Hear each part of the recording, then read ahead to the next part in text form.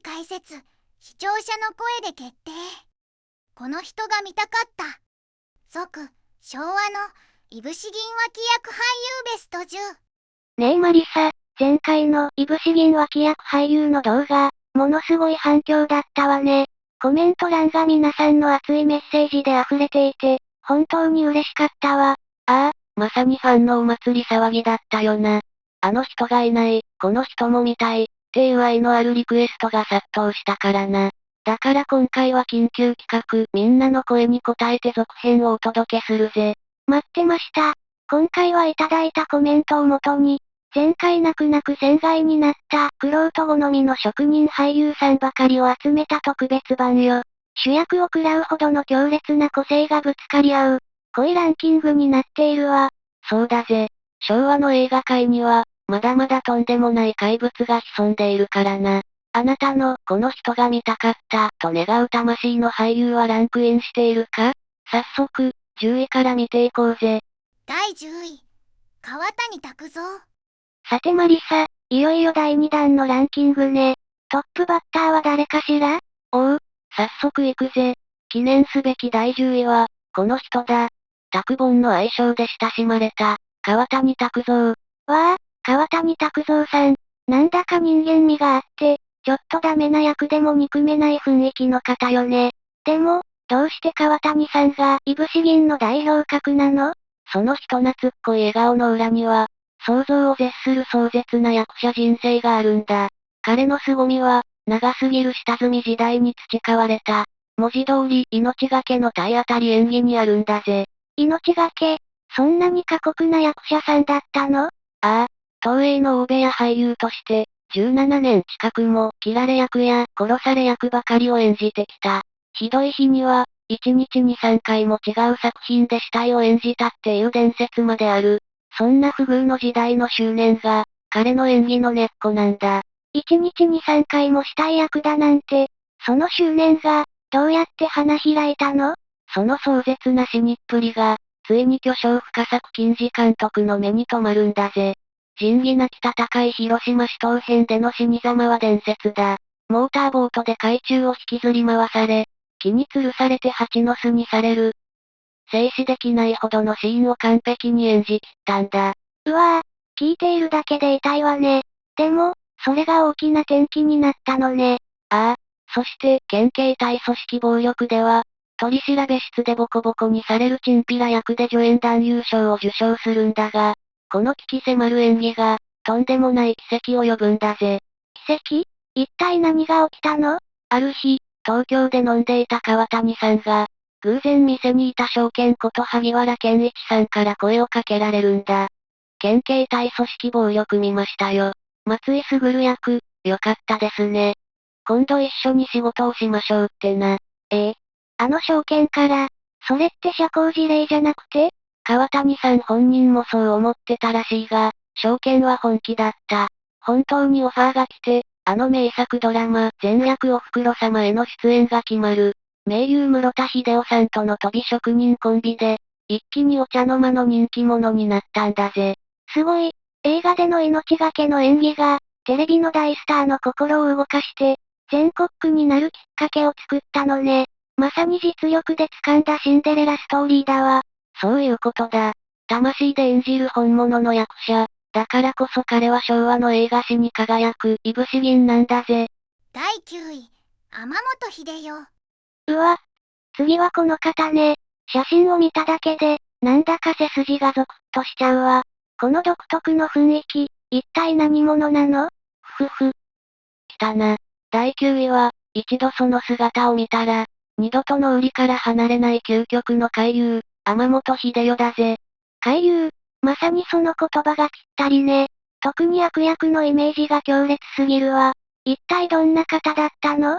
彼の凄さは、単なる演技力という言葉だけじゃ説明できない。その孤高の生き様、そして常識を軽々と超えていく哲学そのものが、究極のいぶし銀なんだぜ。生き様そのものが、なんだか普通の人とは違うオーラを感じるものね。ああ、まず驚くべきはその経歴だ。このミステリアスな風貌からは想像もつかないが、なんと外交官を目指していた東京大学法学部の超エリートだったんだ。仮面ライダーの死神博士が、東大出身ですって、信じられないギャップだわ。だろ？その知性が、彼の開演に得体の知れない深みを与えていたのかもな。そして彼の名を日本中に轟かせたのが、まさにその死神博士役だ。日本中の子供たちを本気で震え上がらせたんだぜ。ちなみに、あの象徴的な指揮棒は、エジプト旅行で自ら買ってきた私物だったっていうから驚きだ。役作りへのこだわりも、筋金入りなのね。プライベートも謎に包まれてそう。謎だらけだが、一つだけはっきりしているのは、彼の生涯をかけたスペインへの深い愛だ。独学でスペイン語を完璧にマスターして、生涯で20回以上も旅をした。そして彼の位牌は、本人の遺言通りに愛するスペインの川に巻かれたんだ。すごい。生き方も、そして最後の迎え方までも、自分の哲学を貫き通したのね。ああ、国家やあらゆる権威を嫌い、徹底的に自由を愛した反骨の人。晩年は公園で寝泊まりしていたなんて伝説もあるくらい、常人には理解できないスケールを生きた。もはや役者という枠には到底収まらない、唯一無二の存在だったんだぜ。なるほど。役を演じるんじゃなくて、天本秀夫という人間そのものが、一つの強烈な芸術作品だったのね。その通りだ。だからこそ、彼の放つオーラは誰にも真似できない。究極の個性派、それこそが天本秀夫なんだぜ。第8位、室田秀夫。うわ、この方もすごい迫力ね。目が笑ってないっていうか、まるで野生の動物みたいな鋭さを感じるわ。ふふふ、いいところに目をつけたな、レイム。第8位は、あのピラニア軍団を束ねたリーダーにして、日本映画界最強の野獣、室田秀夫だぜ。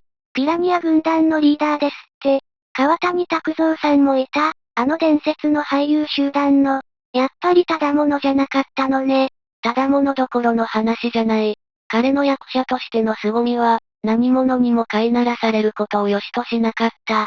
むき出しの野生と反骨精神そのものにあるんだぜ。反骨精神？どういうことなの？室田さんはな、実は山城慎吾さんなんかと同じ東映ニューフェイス出身のエリートだったんだ。だが、持ち前の正義感から組合運動に熱中したり、酒の席での喧嘩が絶えなかったりで、会社から完全に睨まれちまってな。干されの室田っていう不名誉なあだ名をつけられるほど、20年近くも冷や飯を食わされてきたんだ。エリートコースで入ったのに、そんなに長く干されていたなんて、普通の役者さんとは全く違う経歴なのね。ああ、その押さえつけられてきた野生のエネルギーがスクリーンで爆発したのが、東映の実録ヤクザ映画だったんだ。特に仁義なき戦い代理戦争で見せた狂気は圧巻だぜ。敵対する組長に、まるで獣が獲物に食らいつくみたいに凄むんだ。あの殺気と眼光は、もはや演技を超えていたな。聞いているだけで震えが来るわ。でも、そんな怖いイメージばかりじゃないんでしょ？そこが室田秀夫の面白いところだぜ。その最大のギャップが、川谷さんと共演したドラマ、前略おふくろ様の半妻さん役だ。ヤクザ映画での獰猛さとは真逆の、不器用だけど人間味あふれる演技で、一気にお茶の間の人気者になったんだ。このとてつもない振り幅こそが、彼の真骨頂なのぜ。なるほど。獰猛な獣の一面と、不器用で優しい人間の顔。その両方を合わせ持っていたからこそ、彼の演技には誰もが引きつけられるような、とてつもない深みがあったのね。そういうことだ。飼いならされた俳優には絶対に出せない、魂からの叫びが聞こえてくるようだろ？だからこそ俺たちは、室田秀夫という役者にどうしようもなく引きつけられるんだぜ。第7位、菱田伸。続いては、この方ね。なんだかニヒルで、何を考えているかわからない。ミステリアスな魅力を持った俳優さんだわ。来たな、カルト的人気の帝王が。第7位は、日本映画界が生んだ最高のトリックスター、菱田伸だぜ。トリックスター。確かに、ただの悪役ともヒーローとも違う。不思議な立ち位置の役が多いわよね。本当はどんな方だったのかしら？彼の、いぶし銀たるゆえんは、まさにその掴みどころのない多面的な魅力にある。無口で陰湿な役のイメージとは真逆で、素顔の彼はめちゃくちゃおしゃべりで寂しがり屋だったらしいぜ。そうなの。意外だわ。だろ？しんちゃんって愛称で呼ばれて、勝新太郎さんや松田優作さんといった数々のスターたちから慕われた愛すべき人物だったんだ。そのギャップこそが、彼の人間的な深みなんだよな。なるほど。そんな岸田さんの、俳優としての代表作といえば、やっぱり、まず外せないのが、和製ドラキュラの金字塔、東宝の血を吸うシリーズだな。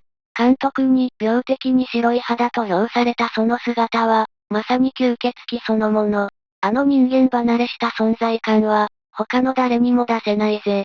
吸血鬼役は本当にハマり役だったわよね。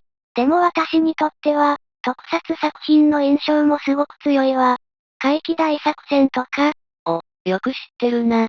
本人が、僕はつぶらや育ちって公言するくらい、特撮への愛は深かったんだ。帰ってきたウルトラマンでは主人公の兄貴分、坂田健を熱演したし、なんと、明川真というペンネームで、帰ってきたウルトラマン第35話、残酷光怪獣プリズマの脚本まで書いているんだぜ。脚本まで、すごい。役者さんの枠を超えて、作品作りに情熱を注いでいたのね。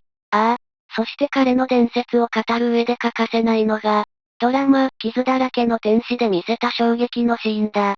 別の映画の役作りで坊主頭だった時、萩原健一さんたちのアイデアで、土下座するシーンでいきなりカツラを取ったんだ。あのお茶の間の衝撃は、今でも語り草だぜ。知ってる。あのシーンは本当にびっくりしたわ。役者魂というか、常識を打ち破る発想がすごいのね。そうなんだ。常に見るものを挑発し、予測不可能な芝居で魅了する。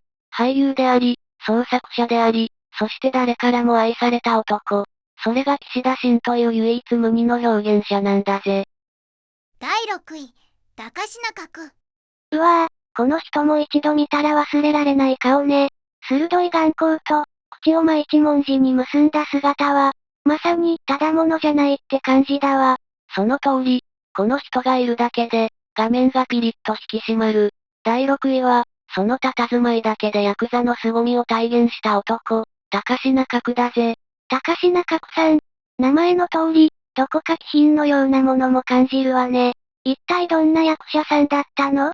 彼の凄みはな、その独特すぎる経歴から滲み出る本物のオーラにある。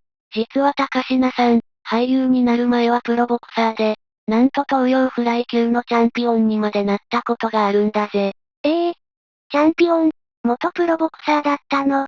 道理で、あの眼光の鋭さには、修羅場をくぐってきた人間の凄みがあるわけだわ。ああ、その迫力とこわ表の風貌で、日活のアクション映画では欠かせない悪役として大活躍したんだ。石原裕次郎さん主演の嵐を呼ぶ男で演じた、ボクサー崩れの用心棒役なんて、まさにハマり役だったぜ。すごい経歴ね。でも、怖い役ばかりじゃなかったんでしょ？特撮のロボット刑事にも出ていたわよね。よく知ってるな。あの作品で演じたベテラン刑事柴さん役は、子供たちの間でも人気だったな。撮影の合間には、千葉二郎さんに身振りを交えて、ご自身の戦争体験を熱心に語っていたそうだ。その熱い人柄もまた、彼の魅力だったんだろうな。なるほど。厳しいだけじゃない、人間的な温かみもあった方なのね。そんな高階さんの、俳優人生で最も輝いた役といえば？それは文句なしに、1984年の映画、麻雀放浪記で演じた伝説のバクト、デメトク役だろうな。主人公にイカ様の技を伝授する老バクト役だったんだが、これがもう圧巻だったんだ。デメトク、あの役は本当にすごかったって聞くわ。ああ、セリフなんてほとんどない。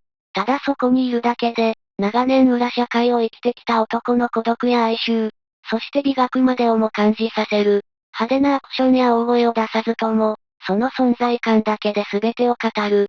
この神がかった演技で、国内の助演男優賞を総なめにしたんだ。まさにいぶし銀の真骨頂だぜ。そうか、派手じゃなくとも、その奥に深い物語があるってことなのね。本物の人生経験があったからこそ、言葉を超えた演技ができたのね。佇んでいるだけで物語が生まれるなんて、本当にすごい役者さんだわ。そうさ。人生の深みが、そのまま芸の深みになった。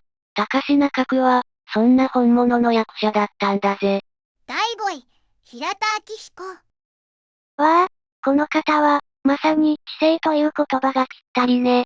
スーツ姿がビシッと決まっていて、知的でダンディだわ。その通り、第5位は、その知性と気品で日本映画に格を与えた男、平田明彦だぜ。平田明彦さん、本当に素敵な俳優さんよね。学者とか、お医者さんの役がすごく似合うイメージだわ。彼の知的な雰囲気は、付け焼き場じゃない。その凄まじい経歴から滲み出る、正真正銘のインテリジェンスなんだ。なんと平田さんは、東京大学法学部政治学科を卒業した超エリートなんだぜ。東大の法学部ですって、俳優さんとしては、ものすごく珍しい経歴じゃないかしら。ああ、その知性があったからこそ、伝説的な役が生まれたんだ。日本の、いや世界の映画史にその名を刻んだ、1954年の映画、ゴジラ。その中で彼が演じた苦悩の科学者、芹沢博士役だ。芹沢博士、なんて悲しい役だったんでしょう。彼の苦悩があったからこそ、ゴジラはただの怪獣映画じゃない、深い物語になったのよね。まさにその通りだ。平田さんの持つ知的な雰囲気が、高等無形な物語に圧倒的な説得力を与えたんだ。そして彼は、ゴジラシリーズはもちろん、地球防衛軍やテレビのウルトラマンでも博士や司令官役を歴任。特撮に平田明彦ありと言われるほどの絶対的な存在になったんだぜ。なるほど。日本の特撮が世界に誇れるのは、平田さんのような俳優さんがいたからなのね。でも、善人役だけじゃないんでしょ？もちろんだぜ。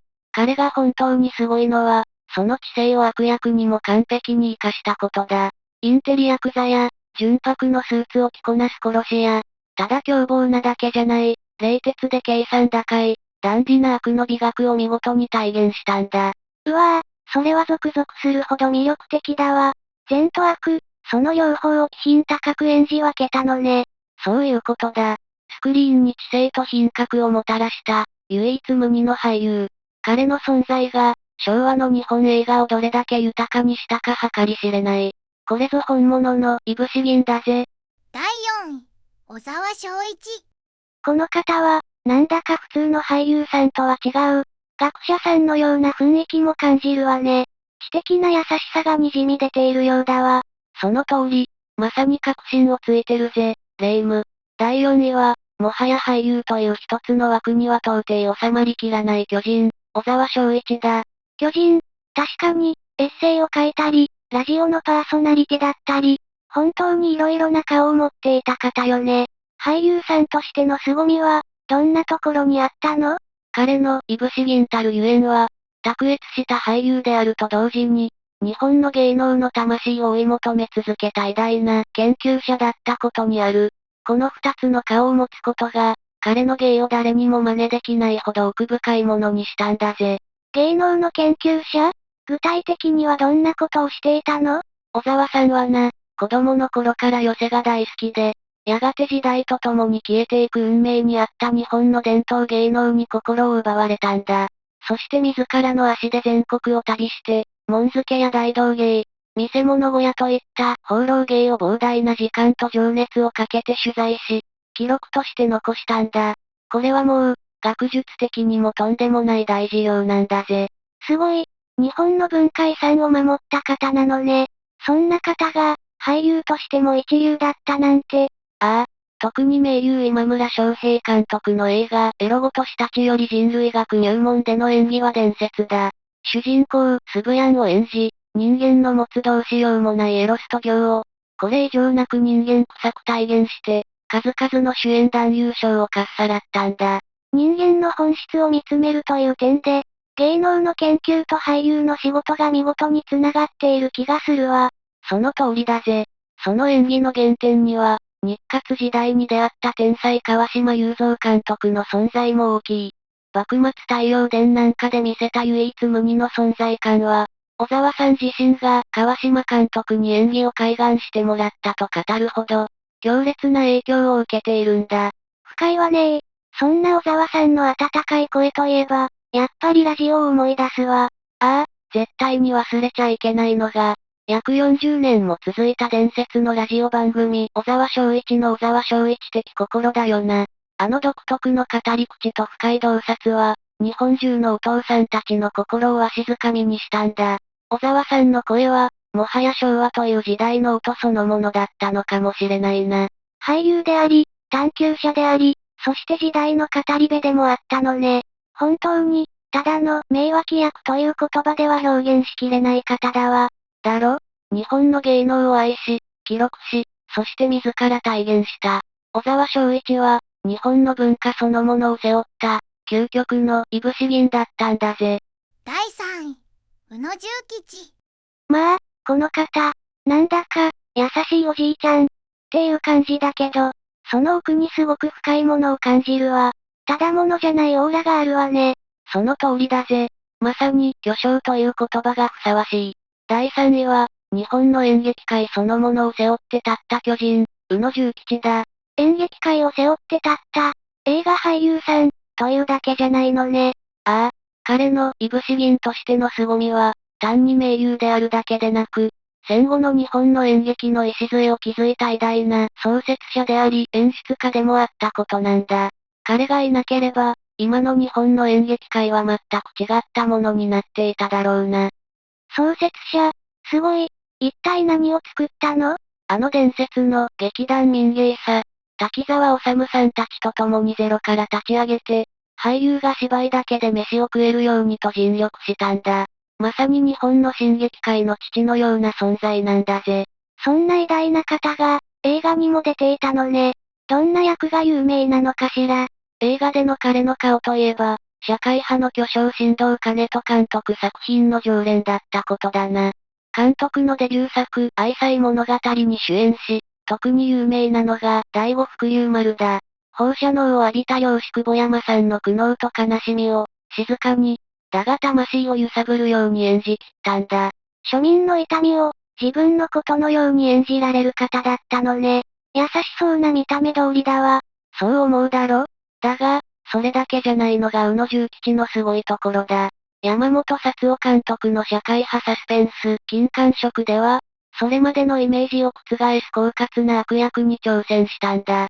しかも、役作りのためにわざわざラングイバの付け浜で作って役に臨んだんだぜ。あの運はそうな方が、付け浜でして悪役に、役者としての執念が凄まじいわね。そうだろ？そして、もう一つ。これは今の世代には衝撃の事実かもしれない。ルビーの指輪で一世を風靡し、今も名優として活躍する寺尾明さん。彼が、宇野重吉の実の息子なんだぜ。1976年の映画、男はつらいよ虎次郎夕焼け小焼けでは、画家である父親と、その息子役で夢の親子共演も果たしているんだ。寺尾明さんのお父様。そうだったの。すごい親子ね。演劇界を育て、映画では庶民の心を体現し、時には悪役すら完璧に演じきる。そしてその芸と魂は、息子さんにも受け継がれている。まさに伝説。これぞ究極のいぶし銀と言わずして、なんと言うんだって話だぜ。第2位、西村光。いよいよ第2位ね。この方は、テレビでよく見ていたから、すごく親しみがあるわ。でも、昔の映画だと全然違う顔なのよね。そうだろ。そのギャップこそが、この人の凄まじさの証明だ。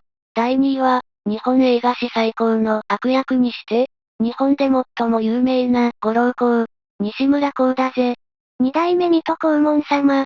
本当に国民的な英雄よね。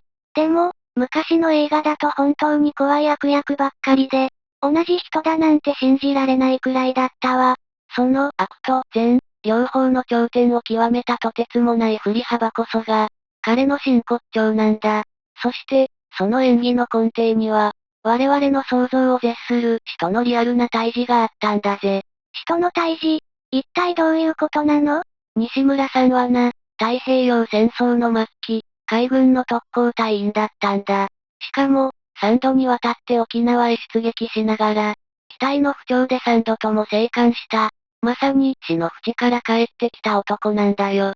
3度も、そんな壮絶なご経験が、だから、あれだけ魂に迫るような、凄みのある演技ができたのね。ああ、その原体験が、彼の演じる悪役に、他にはない深みと説得力を与えたんだ。しかも本人は根っからの役者でな。怪奇映画でグロテスクなメイクをする時なんかも、むしろ大乗り気で楽しんでいたって言うんだから、筋金入りだぜ。すごいわね。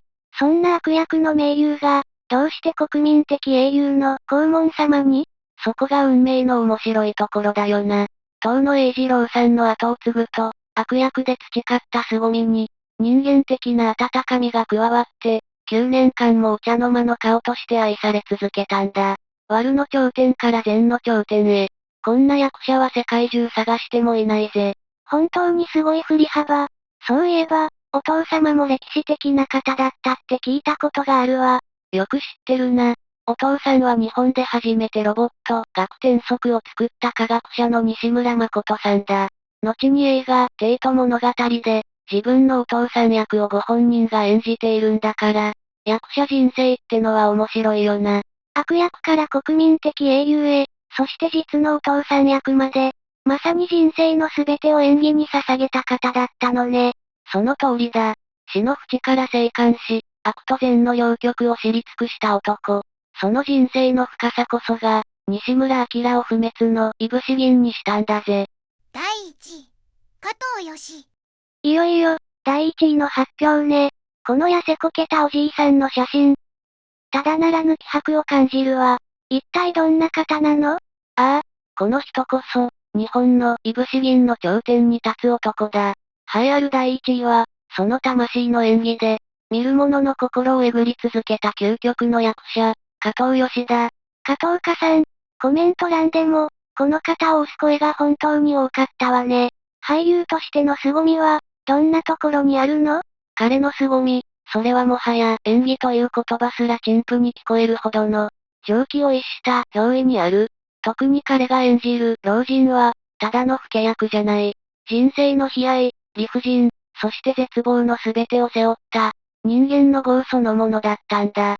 業そのもの、聞いているだけで鳥肌が立つようだわ。その役者魂を象徴するのが、1957年の映画、コメでの壮絶なエピソードだ。半身不随の老人役を演じる際、監督の厳しい要求に応え、役に完全になりきるため、なんと自らの前歯をすべて抜いて撮影に臨んだんだぜ。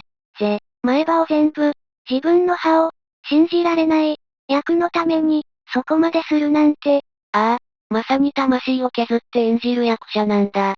そして、その執念が日本映画史に残る最高の演技を生み出す。1974年の映画、砂の器。彼が演じたハンセン病を患う父親元浦千代吉役だ。砂の器、あのラストシーンは涙なしには見られないって、たくさんの人が言っていたわ。